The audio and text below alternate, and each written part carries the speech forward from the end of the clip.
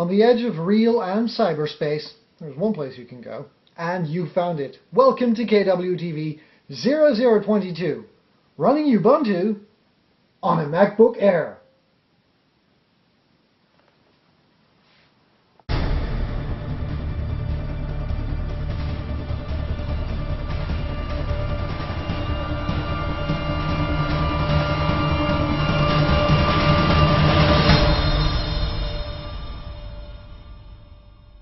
Hey guys, welcome to kwtv0022, Ubuntu on a MacBook Air. Hi, it's been a while since we did a kwtv episode, and today it's going to be a little bit of a special one because we're not going to dive into a review, we're not going to do an extensive how-to. I'm going to give you a little showcase. I'm going to do a little showing off on how you can be a cross-platform slider. Let me just give you a slight introduction. There are a lot of people out there who swear by one operating system. They say like, I like Windows and I don't want anything else, or I have a Mac and I don't want anything else, or I use Linux and I don't want anything else. And it's always a fight between these camps. People say this is better than that and that is better than that.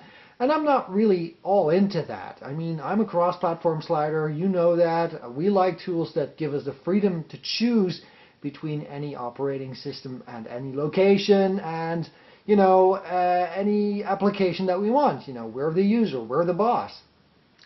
So I do like my Mac hardware, and you've got a MacBook Pro right behind me, and I've got several Macs in the house, and I really like them because they have a good hardware quality. But Macs mostly only run OS X. Well, they used to. Now you can just run Windows on them as well, and you can also run Linux on them. And that's exactly what I wanted to do today. Give you a little demonstration of how far you can really take your cross-platform attitude. And I'm going to give you a little demonstration of how I use Ubuntu 10.10 on my MacBook Air. Now there are a lot of fanboys out there who say like, well, that's kind of a sin because Macs are made for OS X. I don't really buy into that. And there are a lot of Linux zealots who say like, no, that's not good. You're running free software on a proprietary hardware platform. I don't care for that as well. What I care for is that I want a great experience. Now, this is my MacBook Air. It's a 13-inch 2009 model. So it's a 2.1 13-inch MacBook Air. It's not the newest one, doesn't come with a solid state drive. It has a 1.8 gigahertz processor, 2 gigs of RAM, and I think a 120 gigabyte hard drive. Not too shabby. Bought it for about 999 euros, was the last model that they had, and I did have some trouble with it in the beginning, as I mentioned a few episodes ago in the podcast. Now it does run OS X, and I was going like, yeah, okay, this is fine. If I really want the powerhouse, I'll use that one. That's my MacBook Pro, 4 gigabytes of RAM, very speedy processor, speedy hard disk. That's like a real workstation there. And I wanted the MacBook Air for portability and just, taking it along with me. But what it basically comes down to is the MacBook Air isn't very powerful, and it did run OS X right, and it did everything that it was supposed to do, but I had something like, when I have this machine, it's a lot slower than that machine, and well, basically it's kind of the same thing, so I don't really see the advantage other than that it's really, really thin and a little bit smaller. So I thought, are there other ways that I can really take advantage of this MacBook Air?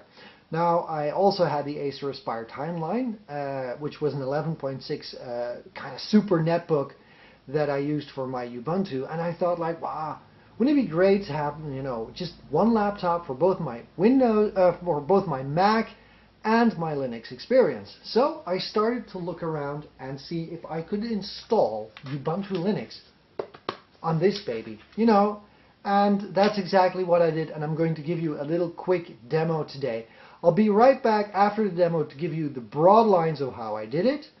It's not going to be a technical manual because it's actually quite easy to do, but you know what, if you're curious, if you're thinking like, Ubuntu on a MacBook Air, does it work? How does it work? What does it look like? What can you do with it?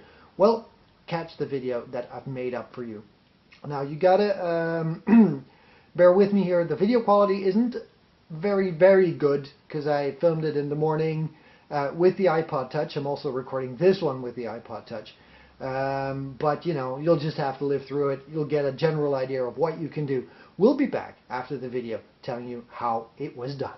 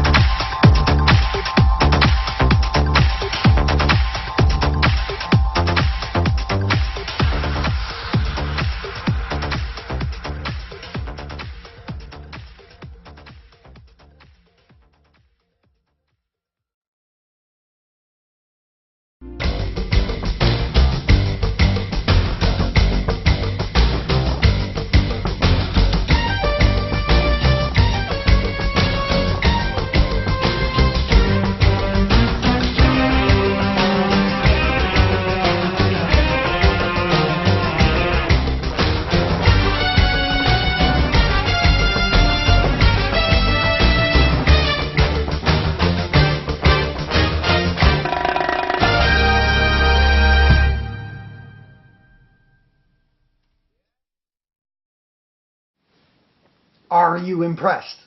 Yes? Oh good. That's exactly what I wanted to do. I didn't want to make a video to show off what I could do with cross-platform sliding. I wanted to show off what you can do with cross-platform sliding, because what I basically did is incredibly simple. You have your MacBook Air. It comes with Snow Leopard, and Snow Leopard comes with bootcamp. Just type in bootcamp assistant into Spotlight and it will boot up. It will start up a little application that will ask you, do you want to reserve a certain amount of drive space for your second operating system? I selected 20 gigabytes. Then I got myself an external USB CD-ROM, a standard brand USB CD-ROM, nothing special. I used a Samsung. Apple wants you to buy the mega expensive one that comes with the MacBook Air, but you don't have to. Any USB drive will do. Make sure that you have the Ubuntu 10.10 live CD in there, plugged in, reboot the computer and hold down the C key after you have done the bootcamp assistant, but it will tell you to reboot the machine. Hold down the C key and it will start up from CD-ROM. Just follow the standard Linux install. The only thing that you have to be mindful of is that you will see a FAT32 partition on your drive. This is what the bootcamp assistant has actually reserved for Windows. So the only thing you have to do is, and you'll see this in the Ubuntu installer, remove the FAT32 partition and choose to install Ubuntu in the free space on the drive. That's all you have to do. Do the standard install, click next, next, next, next, next, reboot and hold down the Alt key. The Alt key will give your Mac the option to boot either from OS X or from Linux. And that's all I did. The rest, everything works out of the box. Well, you have to enable the restricted drivers, of course, and I do suggest that you hook up your Mac to a wired Ethernet cable, just to make sure that it can get its drivers off the net and do all of its updates. But once that's done, wireless supported, sound supported, NVIDIA restricted drivers but supported, wireless, as I said, restricted driver but supported, network via the USB dongle or any wired network supported out of the box, audio supported out of the box, Bluetooth works out of the box, multi-touch tapping on the touchpad, like 2 fingers, drag to double tap to drag, all those fancy moves works out of the box. Amazing. So as you can see, Linux has come a long way, and you can find a perfect marriage between your Mac fanboyism, if you really like the hardware, and your free and open